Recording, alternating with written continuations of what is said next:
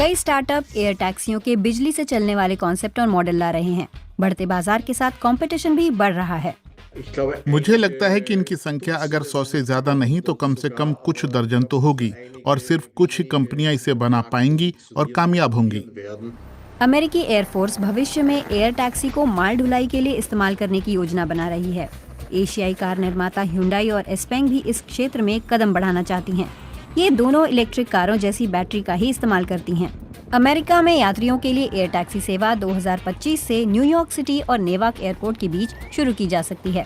German auto club ADAC Volocopter taxi को हवाई rescue के तौर पर इस्तेमाल करने की योजना बना रहा है।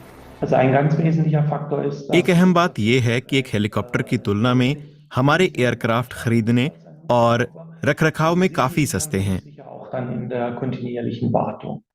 विमानन क्षेत्र में काफी ऊंचे सुरक्षा मानक हैं। इस्तेमाल में आने से पहले एक एयरक्राफ्ट काफी जांचों से गुजरता है। दुर्घटना होने की आशंका 1 अरब घंटे की उड़ान में सिर्फ एक बार ही है। यूरोप में हमारे पास कमर्शियल एयरक्राफ्ट के जैसे ही सुरक्षा मानक हैं। यूरोपीय संघ की एविएशन सेफ्टी एजेंसी यूरोप में हवाई यातायात को नियंत्रित करती है। हवाई टैक्सियों के संचालन के लिए साफ तौर पर नियम परिभाषित किए गए हैं। पायलटों के लिए इसका मतलब है नए ट्रेनिंग कोर्स और नए सर्टिफिकेशन। आज हमारे पास जो नियम उपलब्ध हैं उसमें मानकर चलते हैं कि हमारे पास एक पायलट आ रहा है जिसके पास एयरक्राफ्ट या हेलीकॉप्टर के लिए कमर्शियल पायलट लाइसेंस है, जो निश्चित ही जानकारी और कौशल के साथ साथ काबिलियत भी है। वोलोकॉप्टर पहली कंपनी थी जिसे पायलट प्रशिक्षण की मंजूरी मिली थी। अब वो प्रशिक्षण कार्यक्रम तैयार कर रहे हैं। हमें कमर्शियल लाइसेंस वाले ऐसे पायलटों की जरूरत है जिन्होंने बतौर कमर्शियल पायलट एयरप्लेन या हेलीकॉप्टर उड़ाए हों। इसके बाद ही हम उन्हें कन्वर्जन ट्रेनिंग देते हैं। ट्रेनिंग का जरूरी हिस्सा ये भी है कि पायलट एयर टैक्सी को आपात स्थिति में नियंत्रित करने में सक्षम हो, जैसे कि बर्फ, तूफान या फिर तेज हवाएं, या फिर तकनीकी गड़बड़ी होने और सिस्टम में खराबी आने पर। पायलटों के लिए टेक ऑफ और लैंड करना खासा तनाव भरा होता है।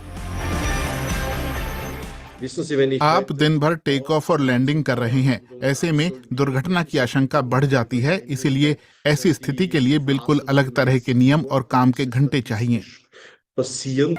अगर एयर टैक्सी सच में उड़ती हैं, तो हमें भी पूरी तरह नए हवाई रास्तों और नियमों की जरूरत होगी। यू स्पेस सिस्टम यूरोप में लागू किया जा रहा एक नया हवाई यातायात मैनेजमेंट सिस्टम है। यातायात प्रबंधन को लेकर हम कुछ तरह के सिद्धांत ला रहे हैं, लेकिन फिर भी बात असल संचालन की है, तो ऐसे में ज्यादा ऊंचाई के मामले में हर सदस्य देश सक्षम है। अब जानिए कि ये काम कैसे करेगा। एक ऐप के जरिए आप वर्टिपोर्ट से एयर टैक्सी बुक कर सकते हैं। वर्टिपोर्ट पर यह आपका इंतजार करेगी और वहां से यह आपको एक ही शहर या दूसरे शहर या फिर जहां भी आप जाना चाहेंगे वहां लेकर जाएगी। बाजार बहुत बड़ा है। उम्मीद है 2050 तक एयर टैक्सियां दुनिया के 200 शहरों में इस्तेमाल होने लगेंगी। You are fired. Goodbye, Mr. Dallas.